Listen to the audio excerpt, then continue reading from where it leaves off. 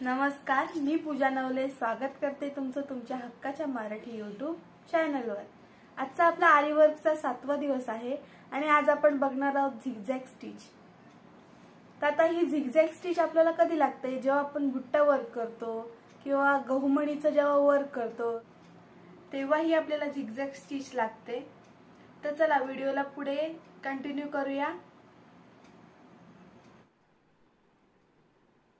बघा आता मी काय करते, आपण सुरुवातीचा छोटा टाका टाकूया।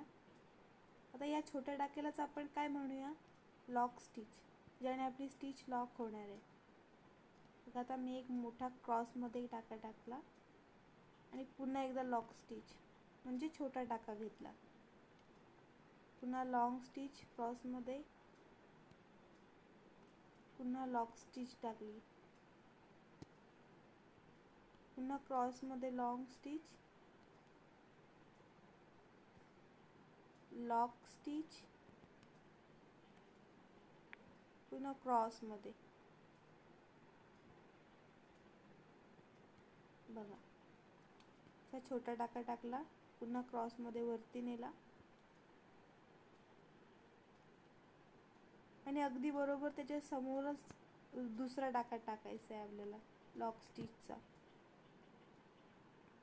त्याच्यामुळे शेप नाही बिघडत।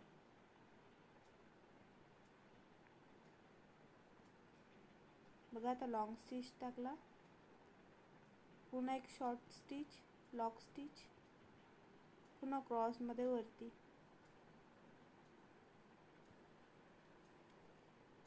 हीच प्रोसिजर कंटिन्यू करायची आहे आपल्याला।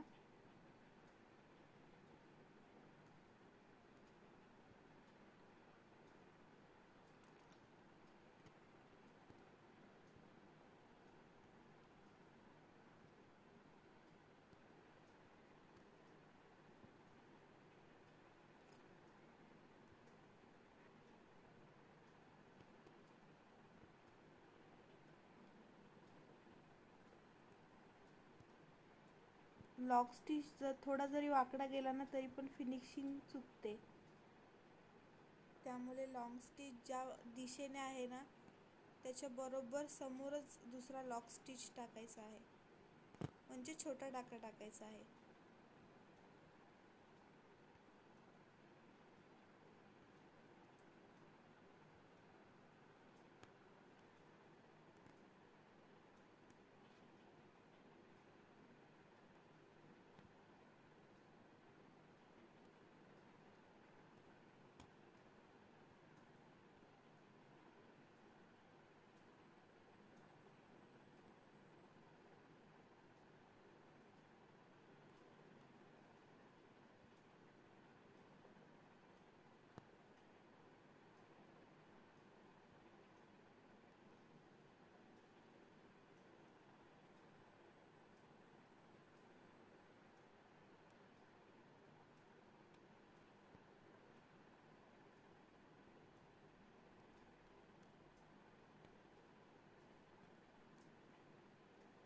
व्हिडिओ आवडल्यास व्हिडिओला लाईक करा, तुम्हाला काही डाऊट असतील तर कमेंटमध्ये सांगा आणि चॅनलला सबस्क्राईब करा।